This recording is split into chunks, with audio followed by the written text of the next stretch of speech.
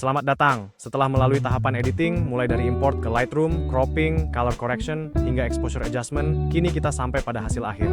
Foto produk Scarlett Whitening terlihat lebih hidup, warna lebih seimbang, detail produk jelas, dan siap digunakan untuk branding atau promosi yang profesional. Foto produk Scarlett Whitening yang telah melalui proses pengeditan profesional menampilkan kualitas visual yang flawless, clean, dan berkelas. Setiap tahapan editing, mulai dari koreksi warna, penyesuaian exposure, hingga finishing di Photoshop, berhasil menghasilkan visual yang konsisten dan sesuai dengan standar industri kreatif. Hasil akhir ini sangat ideal digunakan untuk berbagai kebutuhan promosi visual. Pada feed Instagram, tampilan foto terlihat estetik dan selaras dengan storytelling brand, sehingga mampu menarik perhatian followers serta memperkuat identitas merek.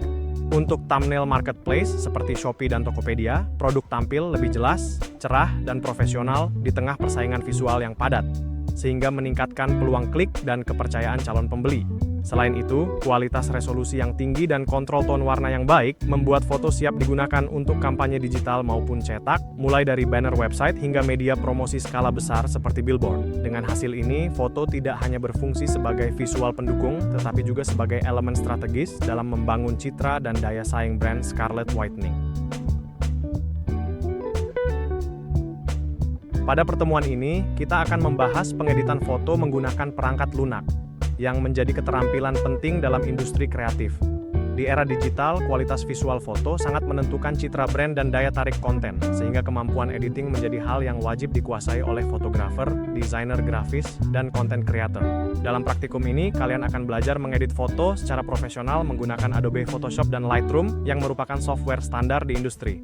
Photoshop digunakan untuk retouching detail dan manipulasi visual, sedangkan Lightroom lebih fokus pada koreksi warna dan pengaturan tone secara cepat dan efisien. Selain itu, kita juga akan mengenal aplikasi mobile seperti Snapseed dan Canva agar kalian bisa bekerja fleksibel sesuai kebutuhan.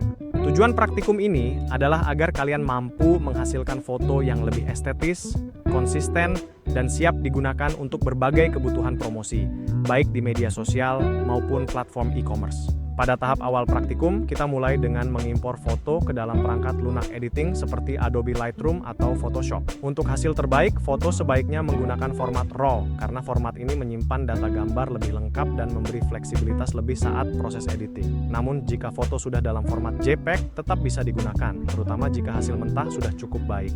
Setelah foto berhasil diimpor, langkah berikutnya adalah melakukan analisis awal.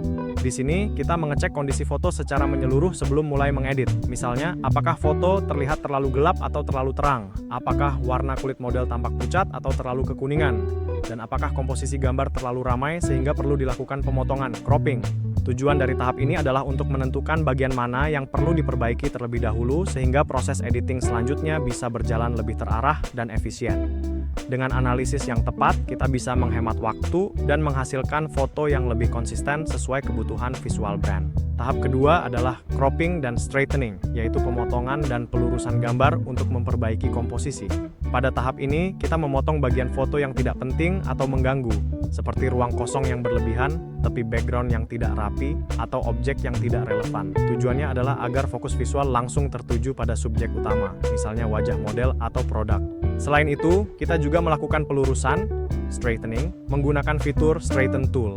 Langkah ini penting untuk meluruskan horizon atau garis vertikal pada foto, terutama ketika background terdapat elemen seperti dinding, meja, atau garis arsitektur. Dengan pelurusan yang tepat, foto terlihat lebih seimbang dan profesional.